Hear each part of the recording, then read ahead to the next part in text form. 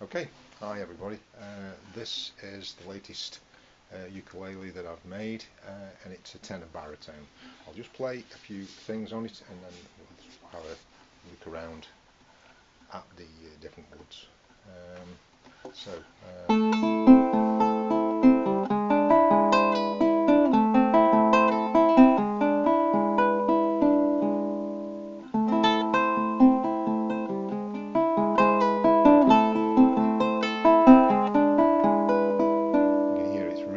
Fingerstyle, and that lower end that you can hear, the sort of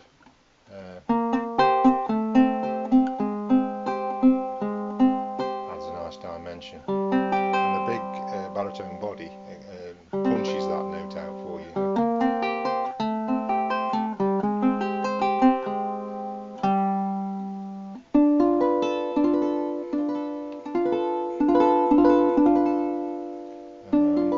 A lot of trouble to make sure that the intonation is right on my instruments. I put a compensated bridge on here, and I cut very carefully the different lengths of the strings, so we get the tuning is just perfect all the way up.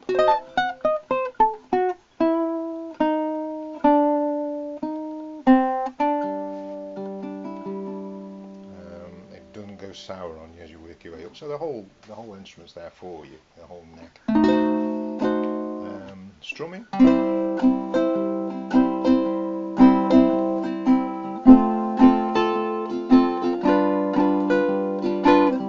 just making sure I turn away from the microphone because it's a very loud instrument and I don't want it to distort.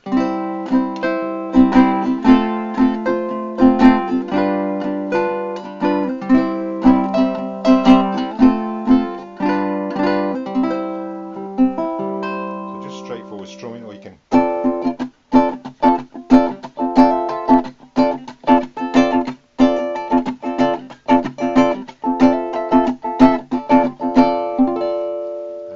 typical sort of uke stuff.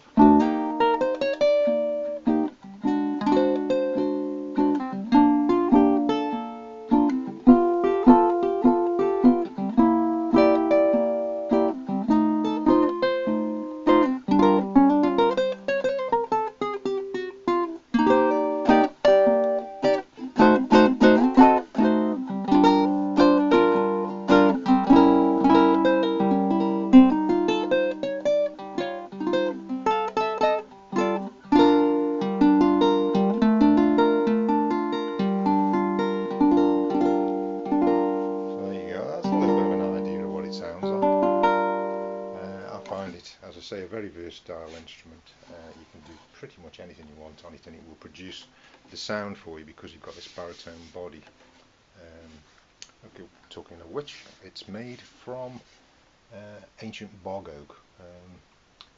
You've not come across that before. It's basically the oak trees that fell in the Lincolnshire fells. They were about 500 years old when they fell, and then they sat in the bog for about 5,000 years, just a short period. 3000 BC they've carbon dated it, and when it's very carefully dried out and cut up, you can make beautiful instruments out of it. And you can see there on the side I've left the grain under the satin finish. I've left the grain open so you can see all the pores and various grains and aspects of this beautiful ancient wood. I've used it on the back and sides there, and they're boot matched pairs. I've bound it with Sondero rosewood, which is the eco-friendly substitute for rosewood, which I prefer to use now. It's virtually indistinguishable from the real thing, and it's a really beautiful stuff. Again, that's got grain, it is a wood product, so it's got the grain in it, matches perfectly. This spruce top, which is a Swiss spruce, Swiss mountain spruce, is a real contrast to the black of the sides. I mean, it's creamy white, a beautifully tight grain piece of spruce, boot matched, and it's extremely vibrant.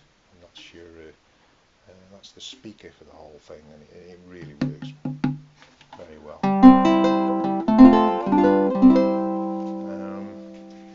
Decoration wise, on the rosette there, what I've used is Makassar ebony, which is an Indonesian island ebony.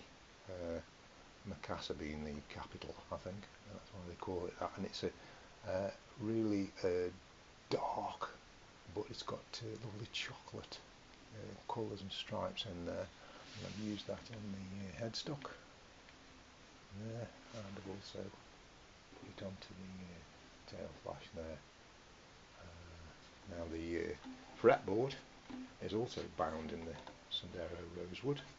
All the way around the end there, I've got that's a bog oak fretboard to match the back and sides, and I've also used a bog oak bridge. So there's a lot of very old wood on this instrument. Aluminium fret position markers there, and on the side for the player, full set. Gotto planetary tuners. I've used rosewood on the heel cap there to match the binding, and there's the back stripe there, so there's that sort of slight reddy purple colour in there. As I say, the main thing you're seeing here is this amazing contrast between the creamy spruce top and the jet black of the bog oak. Mahogany neck as well while we're there. So that's a sort of loop round this instrument. Like I say, whatever you care to play on it, I think you'll find it'll do it. It's got spades of volume and separation, and it's off to a very good start, and all it requires is a few hours on the clock just to let that top open up, and there you go. That's a tenor baritone, 18-inch scale by Chris Perkins.